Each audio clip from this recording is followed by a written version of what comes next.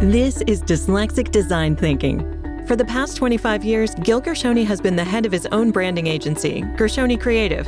And one of the things he's passionate about rebranding is his dyslexia. In this series, Gil sits down with members of the dyslexic community for eye-opening conversations about the intersection of dyslexia and creativity, and what dyslexia can teach us about ourselves and the world around us. Today, Gil talks to Alex Hackel, an ex-game skier, filmmaker, and entrepreneur. Alex won silver and bronze medals at the World of X Real Ski, an event which features the world's top film skiers. He has produced and appeared in numerous ski films for the Stockholm-based production company, the Bunc. He also co-founded 1000 Skis, which manufactures playful, sustainable, and high-quality skis for a variety of terrains. Enjoy!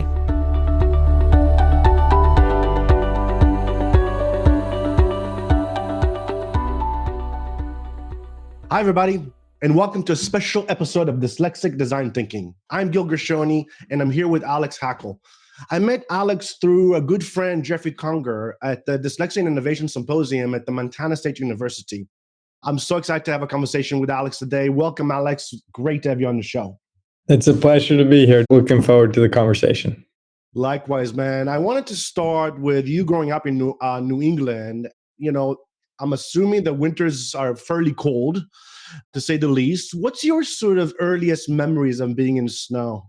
My earliest memories are in Maine. I grew up skiing at Sunday River, Maine, and my parents, they both didn't really grow up skiing, but they met on a ski trip, and they somehow decided that our family activity was skiing. So, like, I couldn't do hockey because that was during ski season. I couldn't play basketball because that was during ski season. And they bought a condo like on the mountain, ski in and ski out at Sunday River, Maine. So my earliest memories with snow and skiing were just walking out of the condo, putting on the skis, going onto the mountain.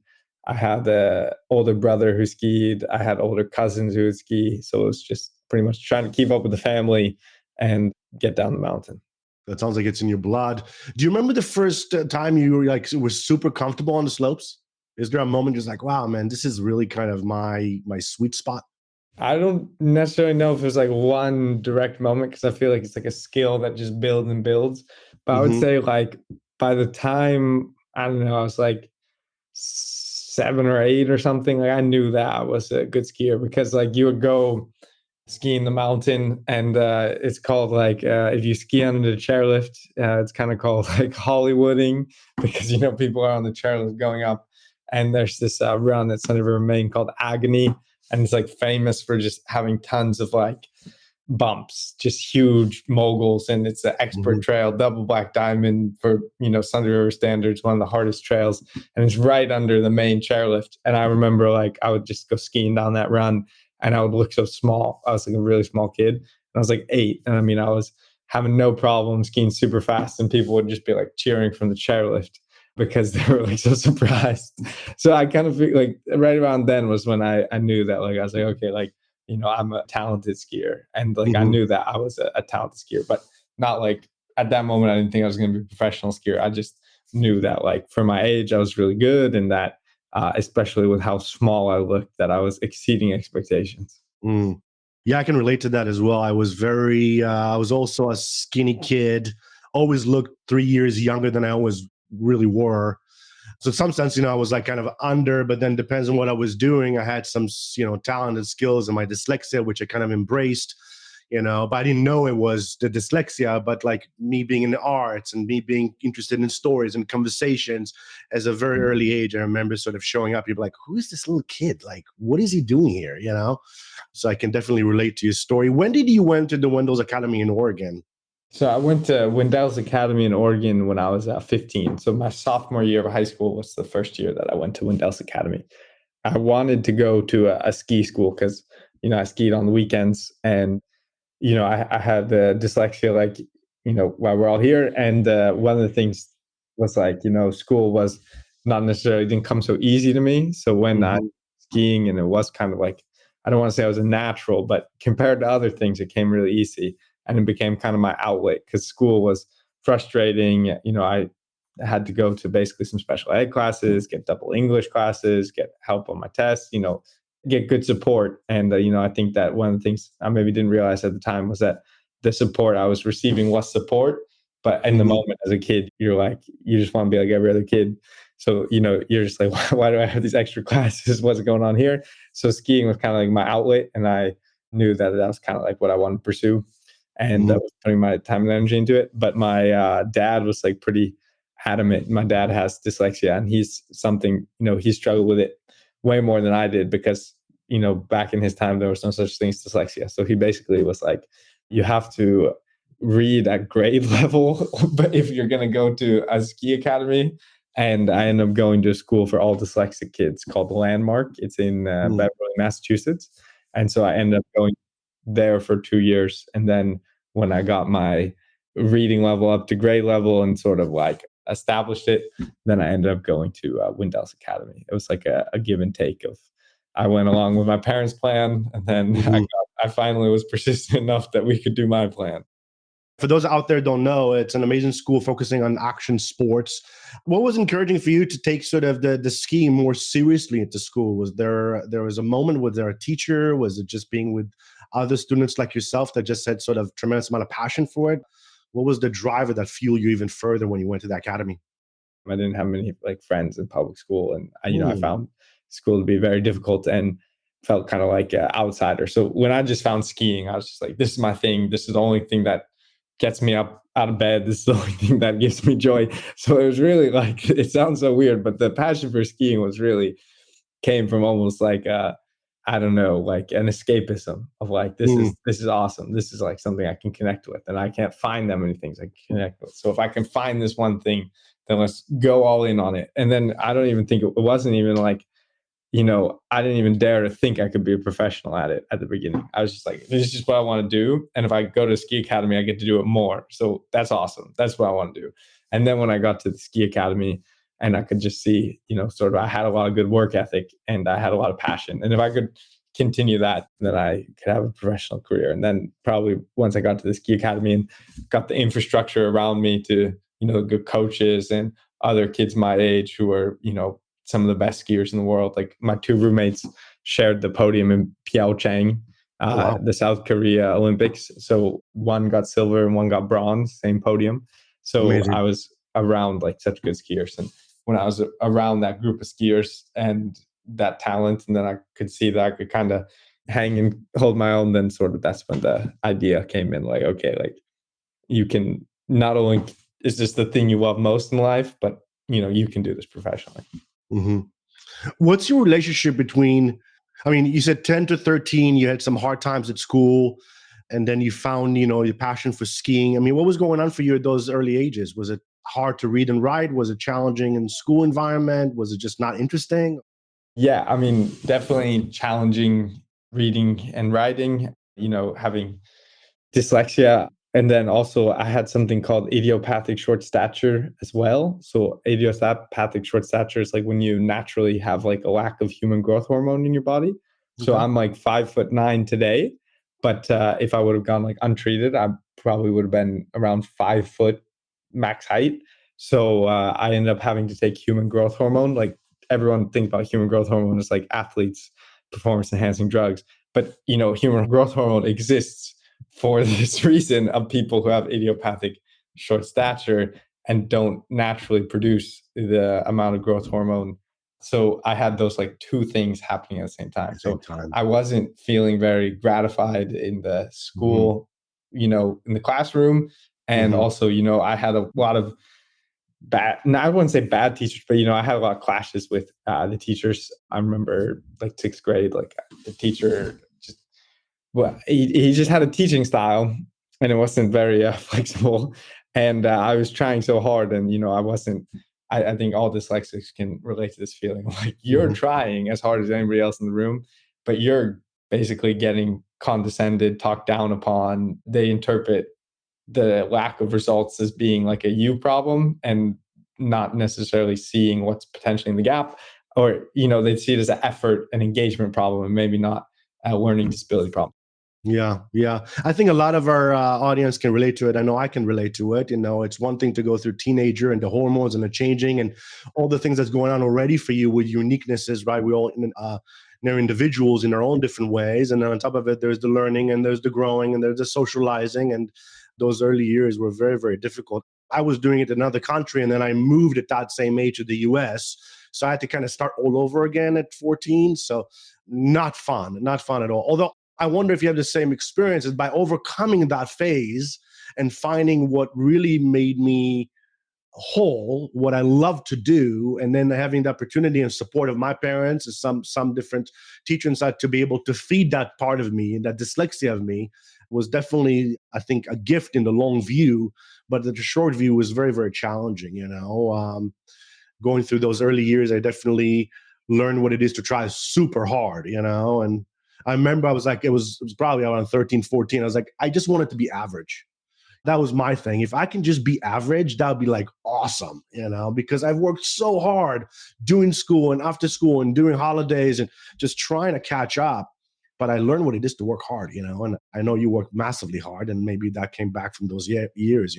I definitely credit my dyslexia with so much of building my work ethic. And the way that I look at it is we're building our own buildings in life, right? And if you have a really strong foundation, you can build a really big building. And I think when we're all sitting there in school, elementary school, middle school, high school, and we're just looking at everyone else's buildings, and they're already building on the third or fourth floor, and we're over here still working on our base.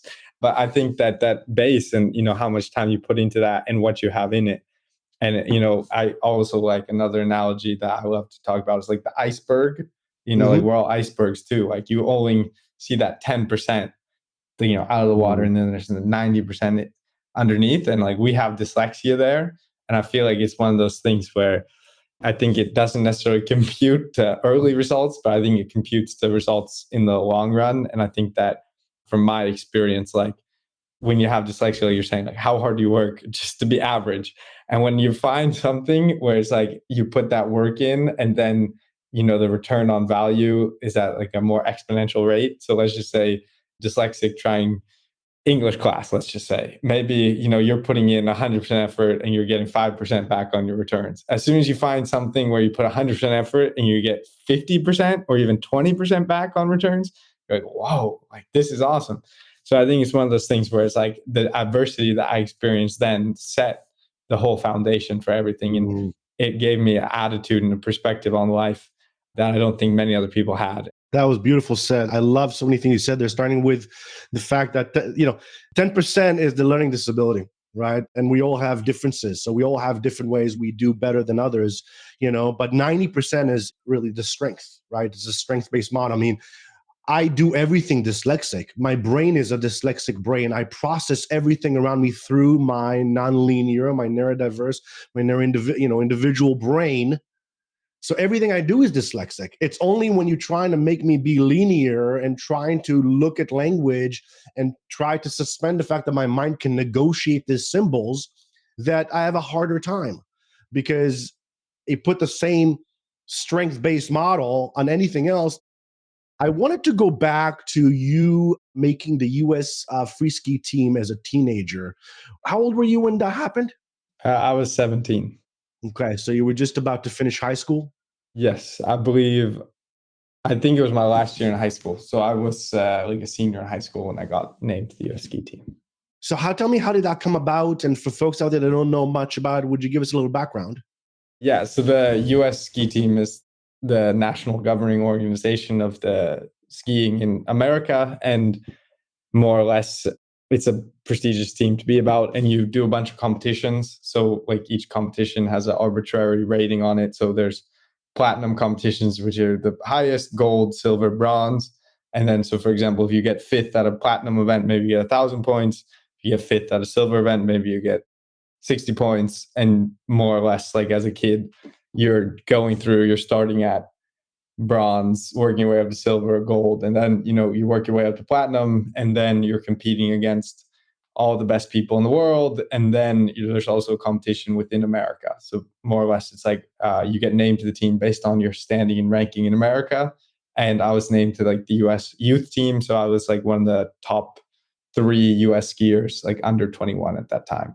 And I got named to the U.S. ski team, and that's, in one way, it's a big deal. In one way, it's not a big deal. But in the way that it's a big deal. It's like you get access to the same training facilities as Michaela Schifrin, Bodie Miller, physical therapists, college grants.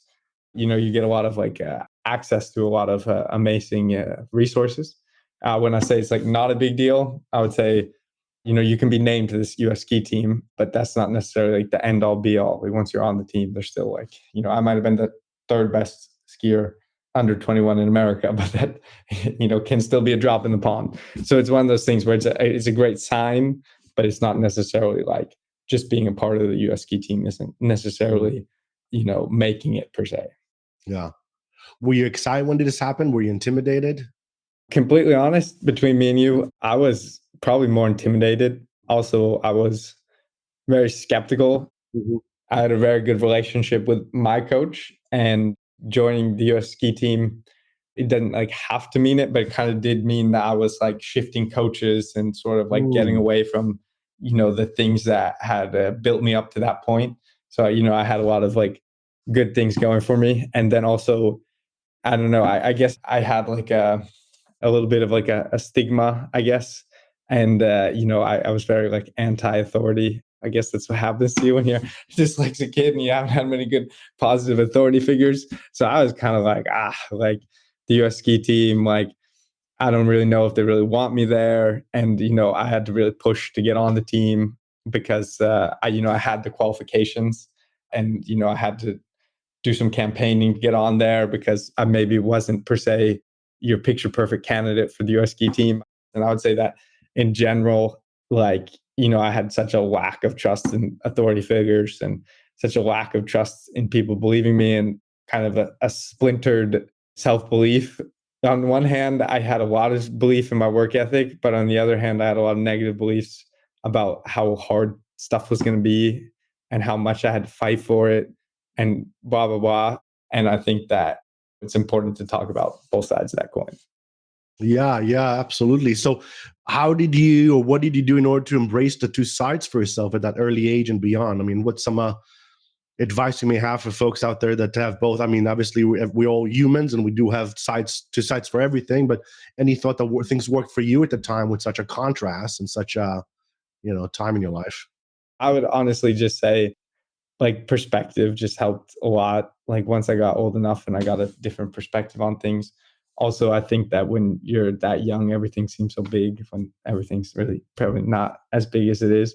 And then also I would just say, like, I don't know, I think I just had a lot of judgments about myself and a lot of judgments about the world. And not to say that things aren't that serious, but I feel like it's one of those things where, I don't know, I would just say that like I said, I banged my head against the wall. I, Mm-hmm.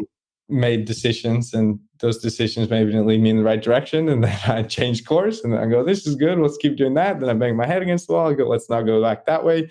And then, more or less A/B test your way through it. But, I feel like it's one of those things where if you can acknowledge it, like if you can see it, like I don't necessarily think that I could really see it at that point. Yeah, that's very dyslexia thinking if you really think about it, because when we look at the letters, there are negotiable symbols to us. Who said that this is an A? Who said that this is, so what our brain does is looks all the way around between, above, below, 3D and all that. No matter what we're doing, you can't read the word. And that is, in some sense, that's kind of your brain is A/B testing it. They're always looking for another thing, right? Like we're always looking definitely around the corner, And when you don't have a relationship with it, then it's definitely disorienting, right? So it's a kind of interesting, the phases of finding out the sort of comfort, the disorientation, the relationship, and then the ability, if nothing else, Definitely. And that's sort of how, I guess, everything to work that back into the whole story arc here.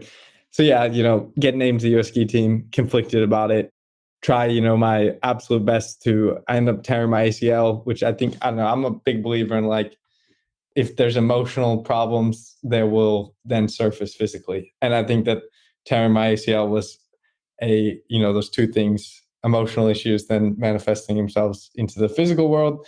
And then, recovering from that and still wanting to go that certain path. And then sort of around 2021, I was just like, you know what, this is crazy. Like, this is really crazy. Like, why am I here? And not necessarily why am I here, like not so deep, like why am I here on the world, but like, why am I trying to compete? This idea of a professional ski career, like what is it that, what's the point in doing it if you're not having fun, blah, blah. So I decided like, you know what, I'm going to get away from this competitive aspect. I'm going to go towards filmmaking, because I just knew that filmmaking was something that was going to incorporate my vision for the world, because I definitely felt like a lot of people could do these tricks and they could do the tricks really well, but they couldn't necessarily put a lot of things together. Like, filmmaking is about the music, filmmaking is about the angle. And I knew that I was such a nerd about filmmaking and ski filmmaking specifically. Then I'm like, you know what? Like something just telling me that this is what I really want to do. But because I got named to the US ski team, I felt all this pressure, like, oh, wow, that's such a great sign. You need to do this. Like, wouldn't that be awesome? Blah, blah, blah. Like, this is the only way that you can be a professional skier is through this avenue. And then when I sort of, like you're saying, embraced the differences and you know what, screw it. I'm diving in full into filmmaking. And then I started producing ski movies and skiing and ski movies. And then I had my breakout, ski movie performance. And then I put a couple more good performances together. And the next thing you know, I'm getting invited to X Games. I want to go back to the triple core 1080. And was it 2014 that you did that? Yeah, I mean, I'm 28 now. I did it when I was 17. Oh, wow. Okay. So it could be 2013 at this point, which is pretty crazy. So 11 years ago or something. Wow. Wow. First of all, that's phenomenal. I mean, were you already tinkering with film at that time, or was this right before that? So I was tinkering with it. So this was all sort of in the build up, you could say. So at this point in time, like, I mean, I've always loved ski films. That's just like one of the reasons I got into skiing, and always something that I wanted to do. And then doing the triple cork was like, came to the ski academy. I found this awesome coach named Mike Hamley, channeled all of this frustration and sort of all this dyslexic energy into skiing. And then all of a sudden I just started exceeding all expectations I had for myself, all expectations other people had for myself. And like, it was just this culmination of so many positive things happening. And, I didn't really think that I could potentially do it really, like probably a month before, probably 2 weeks before, probably a week before. And then I just came to the right place. It was the perfect jump, was perfect conditions.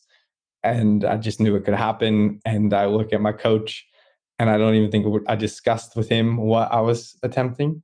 I really was like, I think we're going to do it. And he's like, yeah, you got it. I don't, what I'm saying? I don't think it was like, I'm going to do this. What do you think? It was just like, he knew what I was warming up for. I knew what I was warming up for. I look at him, he looks at me. We both know it's possible. Drop in, we do it. And little did I know, he had a conversation with my dad, Mike Hanley. He's an absolute wonderful person, genius. He had a conversation with my dad like 2 months ago. He's like, yeah, Alex, he's, doing this. He's really good at this double. I think in a couple months, he's going to do the triple. I would have, like, if I heard him say that, I would have been like, you're out of your mind. You're crazy. And at the time, I was like the second person in the world to do that specific trick. So it was like very in front of the curve on that one. So it was one of those things where that's what makes an amazing coach. And that's also why I love Mike, because Mike had so much self-belief in me. And at that point in time in my life, there was really nobody who had that much self-belief in me. And the fact that he could see it before me was like, that's amazing. A great coach. That's a great amazing. Coach sees it and then pulls it out of you. And so then that happens. And so tragically, I end up tearing my ACL like a couple of days after that. And then I get named to the US ski team, and I already have a partially torn ACL, but I don't know it yet. But basically, that was like that year, my skiing just culminated into something super, super good. And then that performance is pretty much what got me on the US ski team. Wow. Wow. I love what you're saying. I think it's so important for everybody out there around finding a good coach, and it doesn't have to be only in sports. It can be in life. And there's two sides to coaching, right? There's the coach, and then there's a person needs to be coachable, and having that sort of mentality of saying, you know what, I believe I can see, as you were saying just there, Alex, like he was able to see where you can go before you can see it, and because he can believe in you and see it, it gave you the confidence that, you know what, if he thinks I can do it, I can probably do it, and that's really all it takes. I mean, so much of our early experience have to do with our spirit being eroded, our confidence being questioned, our ability being, pointed out as like the labeling and the reading and the writing, and then you spend the rest of your life trying to fill that gap and, build that sort of confident spirit again. And to have somebody like that in your life that actually can sort of help you maintain it and see you in that way, that's like a phenomenal gift. Very lucky for that. Most people, when they're thinking about skiing, they're probably thinking the Olympic or the X Games. Why did you choose the more extreme side of skiing? Like, what was that for you? And why did you sort of decide to sort of push double time on that? Definitely. I mean, I basically decided to do street skiing, which is definitely a more extreme variant. And I think that I don't know. I think that a lot of it has to do with growing up and where you're growing up. So I grew up in Maine, or no, I grew up in Massachusetts and Maine, skiing in Maine, growing up in Massachusetts and New England. And we didn't really have that big of mountains, but we did have tons of snow. We did have tons of rails, tons of walls. And, the kids that I grew up with skiing all loved to, do street skiing. It was thought of to be and it is in some ways the purest form. If you, for example, if you ski on a rail in the park, the whole reason you're skiing in a rail in the park is to simulate what it would be like to ski a rail in the city. It's one of those things where it's that's the direct idea. And if you go in a train park, they'll build rails that, emulate the city. So the idea is, to do the craft where the craft was meant to be done in that sense. And it's the most difficult form of that park skiing is street skiing, because nothing's made for you. And you have to come up with the idea yourself. You have to build the jump yourself. You have to make it happen. And so, this was where I grew up. This is what people wanted to do. This was the coolest thing you could do. And, I'd been watching this type of skiing since I was 12. And really, it sounds super nerdy, but it's a whole art form. It's a language. It's 100% a language. It's when I watch somebody make one of these parts, for example, they're speaking a language. What they do, how they do, what do they decide to ski on is a huge statement. How they decide to ski it. Do they decide to do a technical trick? Do they decide to do a stylish trick? Do they decide to ski on things that are death-defying? Or do they decide to find something that you think is common, but then put that twist to, surprise you? And then they, this happens over 4 or 5 minutes. And it's they're speaking a language, and it's give and take, and it's going big, and it's being surprising. And if you can put all of these things together in these 3 or 4 minutes, and if you can speak this language, you can deliver such a powerful, powerful statement. When did it click to you that dyslexia was positive rather than a negative? I think it clicked. I don't know. I think I had a pretty good perspective on it. I honestly put everything to my dad. My dad, one of my biggest role models in life, he had dyslexia. And so I just always looked at him and I was just you know what? If he can do it, I can do it. And, I would say, I had a good understanding of I had a positive outlook on it, but I would say probably when I was 12 or 13 and I was skiing and I just saw how hard I could work, or not how hard I could work, but what a different relationship I had with failure. Also failure. I feel that's one of the big things too. It wasn't necessarily I could outwork people. I could tolerate failure on a level without it hurting me as much. Yeah. But I could mess up a rail 100 times and that wouldn't discourage me from trying for the 101st time and landing it. Whereas I could see a lot of other kids, if they messed up that trick, 2 or 3 times, they didn't want to try it anymore, or they got bored of it, or they got frustrated, they would throw a hissy fit, or, and basically I realized somewhere around 12 or 13 that I just had a different relationship with both failure and this different relationship with how hard you have to work to get a certain result back. And then when I saw that in skiing, that's when I were in my, at the ski hill and interacting with people. And then also, and that was probably the moment where I say, okay, something, whatever's going on that got me so depressed for all these years before this. I'm so glad you brought the whole failure thing, because that is such an important part of really, if you think about it, success or innovation or, anything that anybody does on a certain level is because they were okay with 1,000 times failing to create that overnight success, or that one move or one solution that comes so easily, but because they worked their butts off and they were not afraid to try. And I know that trying and learning how to do it is what's being on the edge, on the cutting edge of any language, any medium, any performance, any endeavor that you really sort of put yourself to it. I'm really glad you brought that up, because it's so important to keep that in mind. Not trying, to me, is failure, and otherwise it's just like you learn how to go about it. I wanted to jump to, I know several years ago you began collaborating with a group called the Bunch. Who is the Bunch? Tell me what you guys are doing. Share a little bit about your film and what's coming out for you guys right now. So the Bunch is like a ski collective from Sweden, and it's mainly a group of professional skiers. And then this group of professional skiers, through skiing a lot, making ski films, have become super talented people in like photography and cinematography and editing. And, now I would say the group does a whole lot of commercial filmmaking and sort of is, really, really talented filmmakers. And I would say that right now the group is coming from probably, full ski focus to now, more of a commercial film focus, and sort of like combining the passions. And right now, the film that was released last year, that's going to be released to the public, is called Census. And it's like one of the first films, I think, filmed solely on a FPV drone camera. So it's wow. filmed only with drones, and it gives a perspective on skiing that's absolutely insane, and is edited by this guy named Jens Nilsson, who did an absolutely insane job. So I highly recommend, if you go to thebunch.tv, I'm pretty sure you can purchase it for like $5-10, or it's going to release sometime soon for free, I think. And then also there's another film called Längtan till Akka, which means longing for Akka. And it's about one of my best friends. I think it's his great grandfather, and he went on this expedition 100 years ago, and we recreated his expedition. And it's a really touching family story. And that's also, I think, going to release this year for free. Yeah. So I would say, coming from more pure ski movies and then combining that more now with the craft of filmmaking.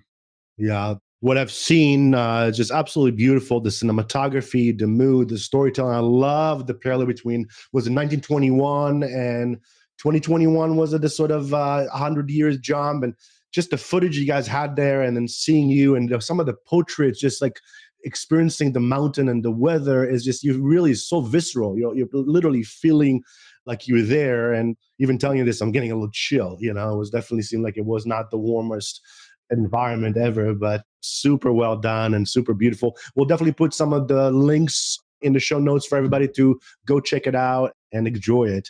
Tell me, I know that a lot of these films you kind of play dual role, both the co-producer and the skier. How does one balance both roles? How does that work? I think it works pretty good. I mean, I think that if you're going to invest so much time into skiing into a movie, you want to have creative control over it, because there's no point in you risking your life or risking your well-being to just have it go in the hands of somebody who doesn't have the same vision as you. It's art, and it's important.